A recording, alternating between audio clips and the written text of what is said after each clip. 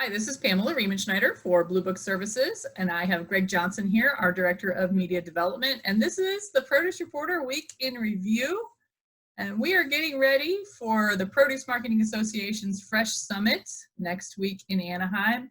Greg, you wrote a column about that. What should people be looking for out of their Fresh Summit? That's right. This is the last video we're going to do before we come to you next week from Anaheim. So, yeah, preparing for PMA, it's by far the biggest event for all of us in the produce industry. There are a few new things this year that I think we should keep an eye on. This one's not new. Kathy Burns always gives a state of the industry address, and she talked a couple weeks ago about how it's going to focus on innovation in the industry. And there's a lot of innovation going on in the industry. So she's really kind of setting herself up for, going beyond what we already expect. So I have pretty high expectations for her presentation. It's typically good. And then last year, they kind of started this big ideas, big speakers. We heard Peyton Manning last year, the future Hall of Fame quarterback. And this year, we're going to see Magic Johnson address us.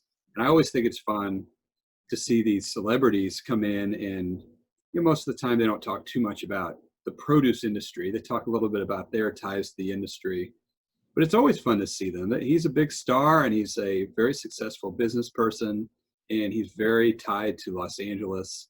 And the fact that we're going to all be there, it kind of gives you some flavor of the city for those of us who don't get outside the convention center or downtown Disney. And For sure. I know you know a few things that aren't necessarily being publicized yet that will surprise people. Yeah, you mentioned in your column that you need to find the unique in PMA, and we really need to take it on ourselves to make it our own convention. And PMA is doing some fun things this year. Maybe not everyone knows about.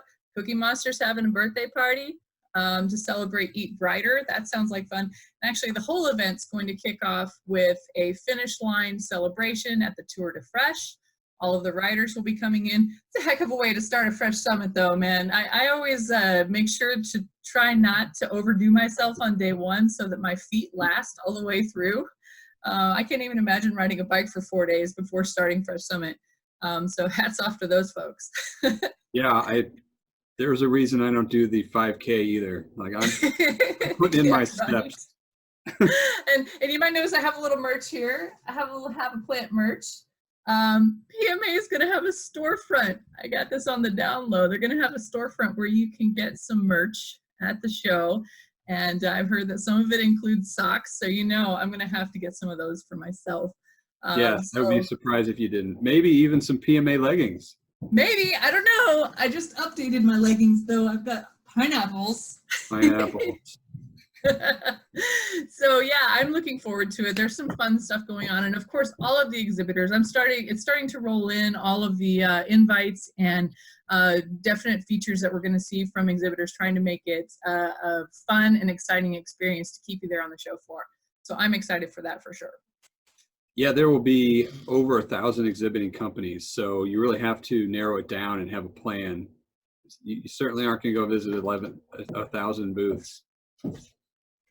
No, I will walk. What I do is I walk the show floor from front to back, just like blinders on, kind of trying not to say anything to people, and just kind of case the place. And then I go back to the places that I identified that I thought really caught my eye.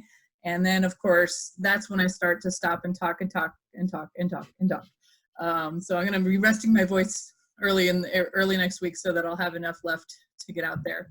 So that'll be exciting. We also had this week some stories that were focused on our cover story for Produce Blueprints, which you will be able to get a print copy of Produce Blueprints, the October issue. Oh, you've got yours already. It's kind of like this. Yep, at Fresh Summit. Those have been doing really well online, as have some stories about apples. And, apples are my thing. And I actually happened to pick some apples in New York.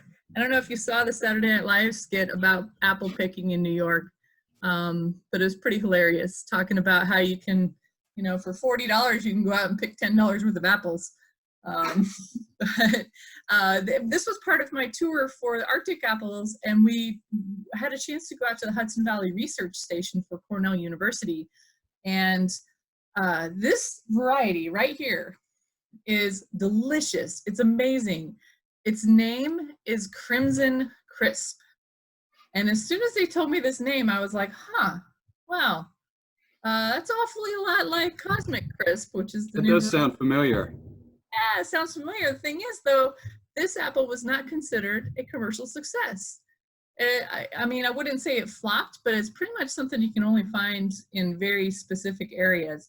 And it's really got me thinking about what makes an apple successful in the marketplace. And this is, you know, as everyone's gearing up for the Cosmic Crisp launch, I've seen a lot of articles that are kind of eulogizing Red Delicious. And so I'm going to write a column about that and link out to some of those articles because they're pretty funny and pretty sad in some ways because, you know, Red Delicious was the apple that everybody wanted to have way back in the day. And now we've got so much innovation going into it, but you don't want to end up like this apple that you can't really find anywhere, even though it's really good.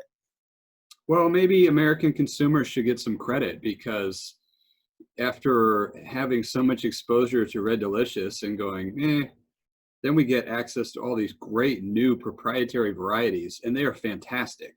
And they're so much better than Red Delicious. And then we start to realize I was buying Red Delicious because it looks great. Doesn't taste that great, but boy, these other ones do.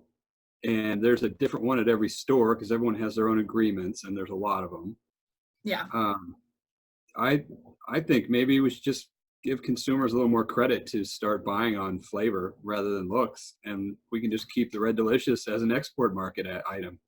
Well, that is one part of it as the export market, and then there's also the part of it of folks like my grandpa, who was a produce supervisor for Safeway for decades. He loves Red Delicious, but he loved 1981 Red Delicious, not 2019 Red Delicious. They're very different apples. So there's the other thing where we're talking about looks versus flavor and all of these eulogies, basically, rest in peace, Red Delicious. What happened? How did we get here? That's what a lot of these are addressing. So fascinating reads, a lot of them. And we'll all be watching in December when Cosmic Crisp starts to hit the market. We will. And in the meantime, we've just run, or in the process of running, a great apple series from Blueprints on our website. So check that out. We talk about Cosmic Crisp and a lot of the new proprietary varieties and which direction it's taking the apple industry. And so that's it for the Produce Reporter newsletter, and we will see you next week from Anaheim.